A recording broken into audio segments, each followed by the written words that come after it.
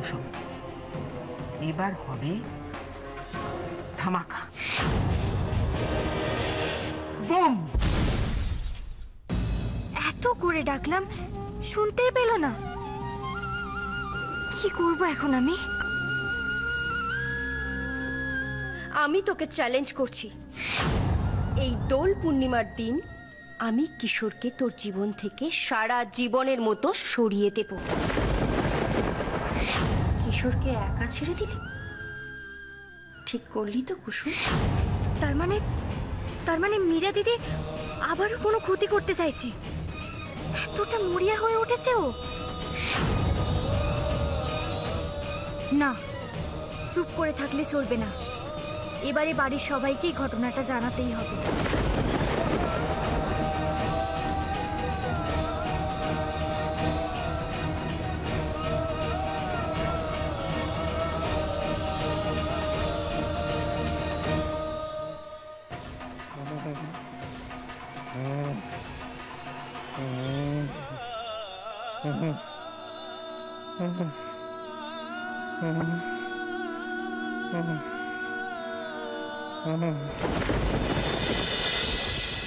বল এবারে আমাদের কোটে ঠাম্মি।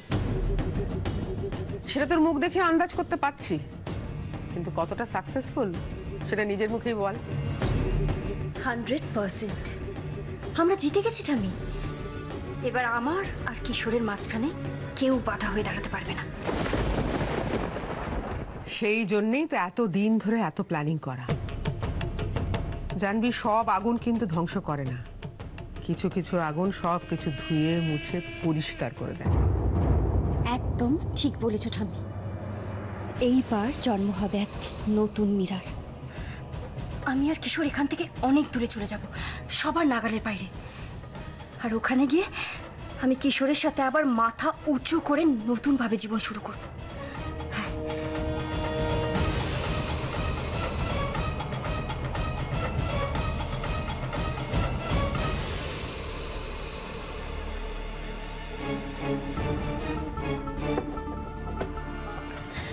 এখানকার হাওয়ায় তো আমার আর নিঃশ্বাস নেওয়ার কোনো দরকার নেই।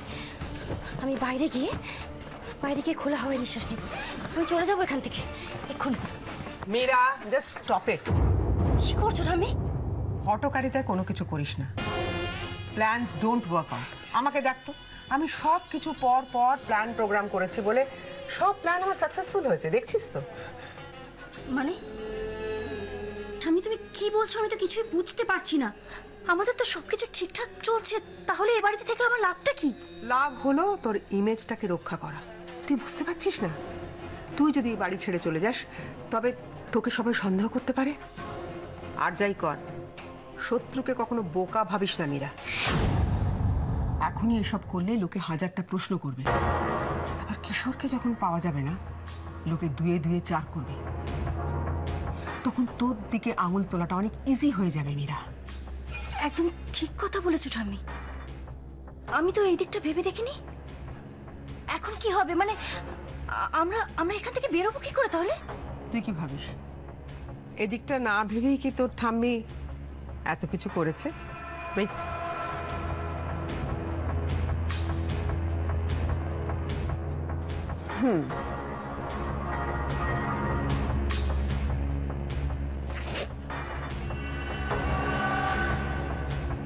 সব ব্যবস্থা হয়ে গেছে।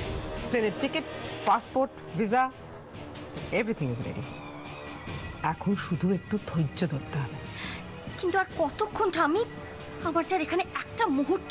সে তো জানি, কৃষ্ণ যেখানে মীরার মন তো সেখানেই ধাইবে। ঠাম্মি এখন আর কি করো না, প্লিজ বলো না আমাদেরকে কতক্ষণ এখানে আটকে থাকতে হবে? আজ রাত অব্দি। সবাই ঘুমিয়ে পড়লে তোকে বেরোনোর ব্যবস্থা করে দেবো। ততক্ষণ না একটু ধৈর্য ধরলি। কিন্তু তারপর যখন বাড়ির সবাই খোঁজ করবে তখন তুমি কি বলবে এদের? সেটা না আমার উপর ছেড়ে দে, আমার সব ভাবা আছে।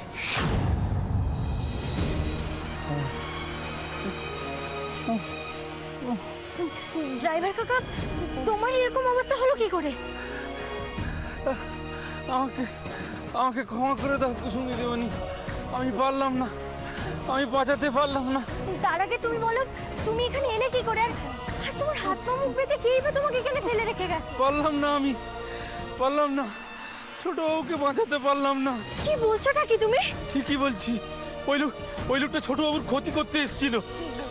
কোন লোকটা? তুমি তাকে দেখেছো? আমার মনে হয়েছিল গাড়িতে অন্য কোনো একটা লোক আছে। আমি এতবার ডাকা সত্ত্বেও এত ছুটলাম তবুও গাড়িতে থামালো না। কিন্তু তোমাকে কে ফেলে রেখে গেল?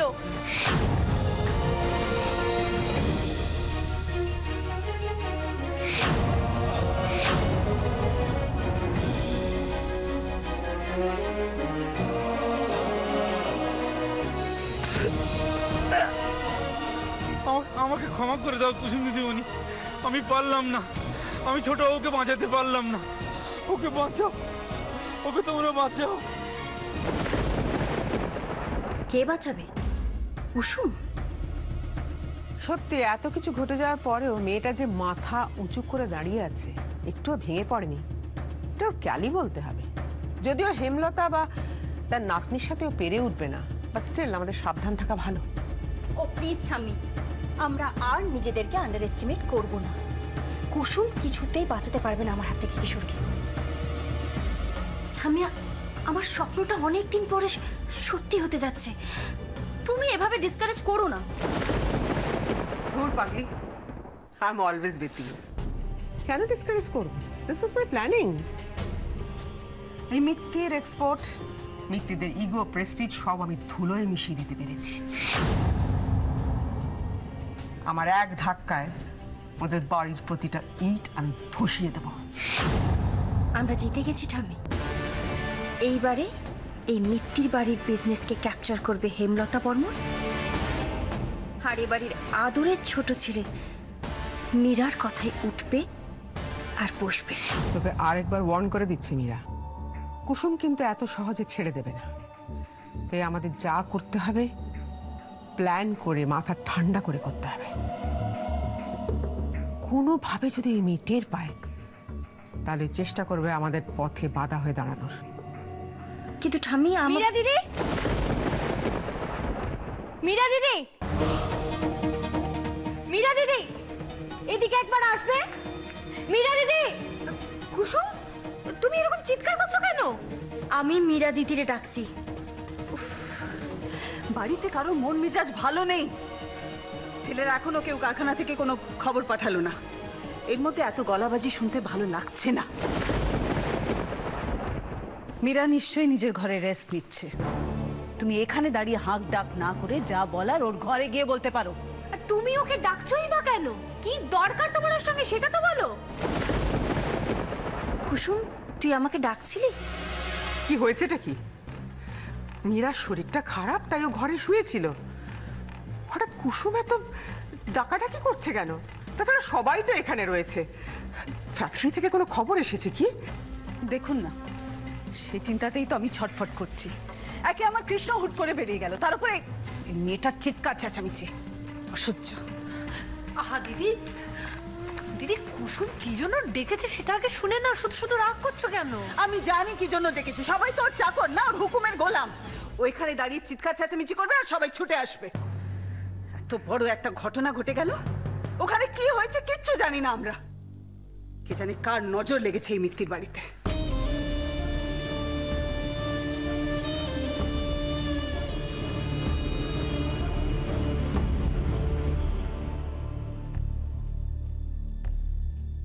আমি জানি গিনিমা, এবারে সুখ শান্তির ওপর কার নজর পড়েছে।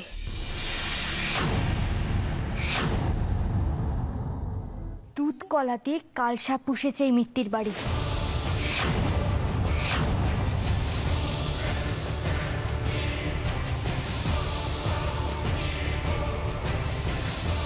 যাদের আপনি স্নেহ দিয়ে, ভালোবাসা দিয়ে বাড়িতে রেখেছেন, তারাই তলে তলে এই বাড়ি সর্বনাশ করার জন্য উঠে পড়ে লেগেছে। আহা কুসুম, তুমি মীরাকে কি বলবে বলে ডাকছিলে না? তো সেটা বলো, খামোখা কথা বাড়াচ্ছ কেন? এখন সব কথা তুলে লাভ কি? না মেজো কাকিমণি, এখনই এই সব কথাগুলো বলার একদম ঠিক সময়। এতদিন এ বাড়িতে যা কিছু ঘটেছে তার জন্য সবাই আমাকে দায়ী করেছে,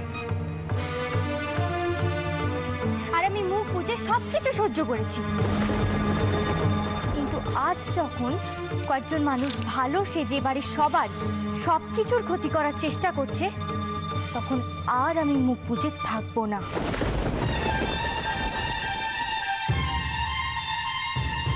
এই কুসুম, সত্যি করে বলো তো, হেয়ালি না করে তুমি এই পুরো ব্যাপারটার জন্য কাকে সন্দেহ করছো?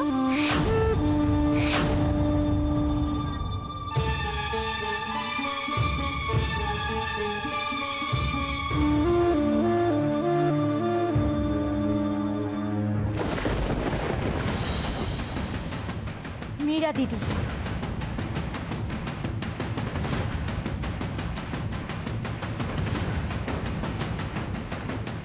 আজ আমাদের সাথে যা কিছু ঘটেছে তার জন্য একমাত্র দায়ী মীরা দিদি। দেখো দেখো দেখো দেখো, সব শেষ হয়ে গেল ইন্দ্র। আমরা আমরা একেবারে নিঃস্ব হয়ে গেলাম। বাবা তুমি প্লিজ ভেঙে পড়ো না। কি করবো কি করবো বল? আমি তো চেষ্টা করছি, পাচ্ছি না। কেন বারবার আমাদের সাথে এরকম হয় বলতো? যখন যখন আমরা ঘুরে দাঁড়ানোর চেষ্টা করছি, আমাদের আমাদের সিদ্ধারাটা ভেঙে ঘুরিয়ে গেল। আমি তো দাদার মুখের দিকে তাকাতে পারবো না রে। বাবা তুমি যদি এরকম করো তাহলে আমরা জেঠুমনিকে কি করে সামলাবো? জেঠুমনির কথা ভেবে তুমি নিজেকে শক্ত করো বাবা। আমি তো চেষ্টা করছি, আমি তো পাচ্ছি না রে। আমি তো পাচ্ছি না। আজকে আজকে এরকম একটা শুভ দিন। এই দেখে ভাই, ভাই সাবধানে। আজকে এরকম একটা ঘটনা ঘটলো। আমি আমি আমি দাদার সামনে কি বলবো? আমি দাদার সামনে দাঁড়াতে পারবো না। কাকুমনি বলো। ওদিকে সবাই সব সামলাচ্ছে আর ফ্যাক্টরি লেবাররা দেখছে যদি কিছু উদ্ধার করা যায়। আরে তোর কি উদ্ধার করবে? এই তো অবস্থা, দেখো কি উদ্ধার করবে? এত বড় অর্ডার, সব সব সবকিছু রেডি, কালকে ফাইনাল ডেলিভারি, সব সব শেষ, জাস্ট ফিনিশ। কিন্তু একটা ব্যাপার আমি কিছুতেই বুঝতে পারছি না, এত বড় একটা ক্ষতি কে করলো, তাও বেছে বেছে আজকের মতো একটা দিনে। আজকে ফ্যাক্টরিতে কেউ নেই, দারোয়ানো সিদ্ধি খেয়ে বেসামাল সেখানে। না না, নিশ্চয়ই এখানে কেউ বোম ফিট করে রেখেছিল, কিন্তু সে কে? আমার মাথাতেও কিছুতেই ঢুকছে না, জানো? আরে আমাদের ফ্যাক্টরিতে বোম ব্লাস্ট করে কার কি লাভ? আমি তো কিচ্ছু বুঝতে পারছি না। বাবা একবার ভেবে দেখো, মানে এমন কেউ কি নেই যারা আমাদের শত্রু? হ্যাঁ কাকুমনি, যারা কোনোভাবে এই কাজটা করতে পারে বাবা।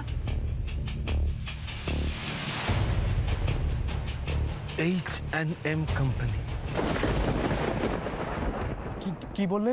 হ্যাঁ আরেকবার বলো কাকুমনি, কি বললে তুমি? H&M export company. কিন্তু বাবা এরা কারা? হ্যাঁ আমি জানি না এটা কে, কি, কারা, এসব আমি কিচ্ছু জানি না। কিন্তু দাদার মুখে শুনেছিলাম যে যে আমাদের ইদানিং এর যে এত লোকসান হচ্ছে তার মূলে হচ্ছে এই কোম্পানি।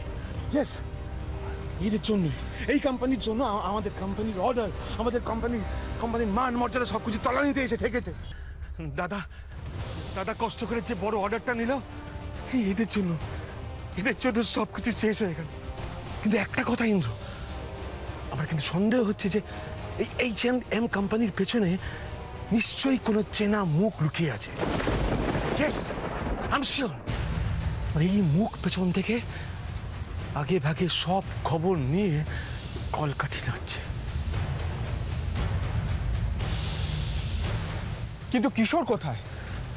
আমাদের বাড়ি থেকে বেরোনোর পরেই তো ও বেরিয়েছে, কিন্তু ও এখনো এলো না কেন? তাই তো, কিশোর তো আমাদের পরে পরে বেরোলো। আর ও বাড়ি থেকে বেরিয়ে আমার ফোন করেছিল যে আমরা কোথায় আছি জানতে।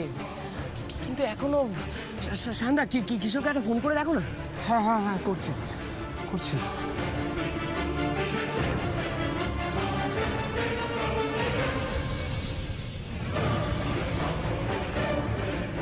ফোন লাগছে না, কিন্তু কোথায় ও? আমি জানি না কিশোর কোথায়। আশ্চর্য, তোমরা আমাকে কেন জিজ্ঞেস করছো কিশোর কোথায়? কুসুম বলেছে বলে? আচ্ছা মা, তুমি বিশ্বাস করো কুসুম যেটা বলেছে সেটা? মা কিশোর তো নিজে বলে গেল যে ও ফ্যাক্টরিতে যাচ্ছে, আর এতক্ষণে হয়তো ও ফ্যাক্টরিতে পৌঁছেও গেছে।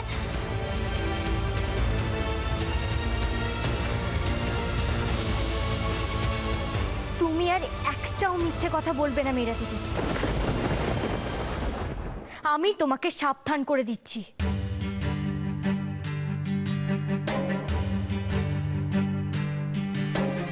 কি বলতে চাইছিস তুই? আমি মিথ্যে কথা বলছি? চোরের মায়ের বড় গলা হয় শুনেছি, তবে আজ তোমাকে দেখে বুঝতে পারছি কথাটা কতটা সত্যি।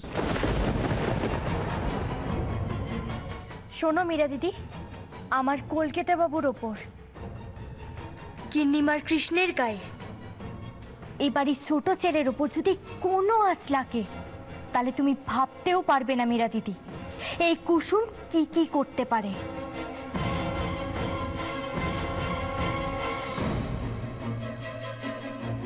কুসুম, কুসুম শোন, আমি জানি এই বাড়ির ওপর দিয়ে খুব খারাপ সময় যাচ্ছে রে।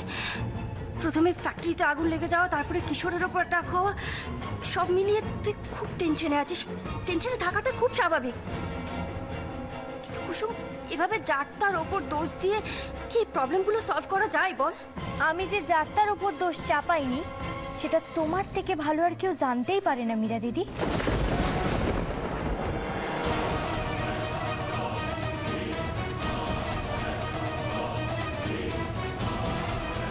কিন্তু আজ আমি আর চুপ করে থাকবো না। তোমাদের মুখোশের আড়ালে আসল চেহারাটা সবার সামনে আসবেই। এতদিন এই কথাটা তোমরা অনেক লুকিয়ে রেখেছো, কিন্তু আর না, সহ্যের সীমা পেরিয়ে গেছে মীরা দিদি। আর আজ যদি আমি চুপ করে থাকি তাহলে ভগবানও কোনোদিন আমাকে ক্ষমা করবেন না। কুসুম, তুমি কি বলছো, কেন বলছো? আমরা তো কিছুই বুঝতে পারছি না। মীরা কি কিছু করেছে? আচ্ছা ইরা,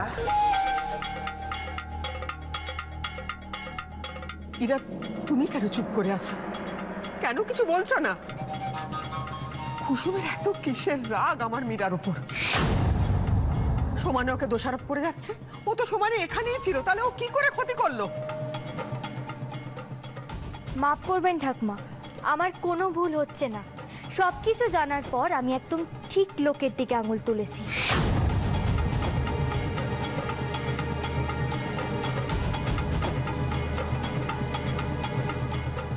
এই ঘটনায় তো শুধু মীরা দিদি নয়, মীরা দিদির সাথে অর্ক দাদাবাবুও জড়িয়ে আছে। গিন্নিমা যাকে এবারই বড় ছেলে জায়গা দিতে চেয়েছিলেন, সেই অর্ক দাদাবাবু তো আসলে এবারই ক্ষতি করতে এসেছে। আমি চুপ করে আছি তার মানে এটা নয় যে তুমি যা খুশি তাই বলে যাবে। সেদিন তোমার বাবার কথায় আমি চুপ করে গেছিলাম, কিন্তু এখন মনে হচ্ছে যে তোমাকে এ বাড়ি থেকে বার করে আমি ভালো করেছিলাম। গিন্নিমা, গিন্নিমা, আপনি আমার কথাগুলো শুনলে আপনি তোমার কথা শোনার আমার কোনো আগ্রহ নেই। তুমি যে একের পর এক অর্ক আর মীরার নামে দোষ দিয়ে যাচ্ছ, তোমার কাছে কি প্রমাণ আছে যে ওরা দোষী? কারোর দিকে আঙ্গুল তুলে দিলেই সে দোষী হয়ে যায় না। তোমার কথা ভুল হচ্ছে না তো? ভুল হচ্ছে। মীরা দিদি আর অর্ক দাদাবাবুর মতো মানুষকে বিশ্বাস করে, ভরসা করে, যারা কিনা এই কথাগুলোর মানেই জানে না। সব কথা খুলে বলো তো কুসুম। হ্যাঁ, কি এমন হয়েছে যে আজ তোমার সমস্ত রাগ ওদের উপর গিয়ে পড়েছে? কিছু কি ঘটেছে? অনেক কিছুই ঘটেছে মেজো কাকিমণি। আমি তোমাদের কাউকে কিছু বলিনি বলে তোমরা এই সমস্ত কিছু জানতে পারোনি। তবে এইবার এই মানুষগুলোর বিশ্বাসের সুযোগ নিতে যে এদের চোখের পাতা একবারও কাঁপবে না, সেটা তো আমরা কেউ বুঝতে পারিনি। কুসুম, তুই কেন বাড়ির সকলের সামনে আমাকে এভাবে অপমান করছিস? আমি তো তোকে খুব ভালোবাসি, নিজের বোনের মতো করে। বোন কথাটা তুমি আর একবারও বলবে না মীরা দিদি। তুমি আমার দিদি নও, হতেই পারে না। আমার দিদি এতটা স্বার্থপর, এত নির্মল কি করে হতে পারে?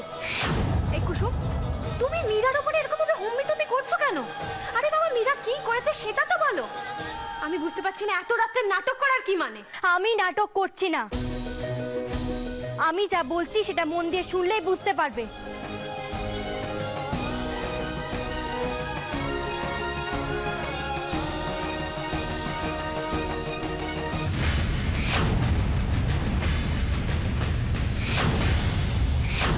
কি বললে তুমি?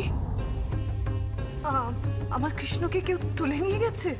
তার মানে আমার কৃষ্ণ ফ্যাক্টরিতে যায়নি? হায় ভগবান, তাহলে কোথায় গেল আমার কৃষ্ণ? মীরা দিদি জানে, তাই না মীরা দিদি?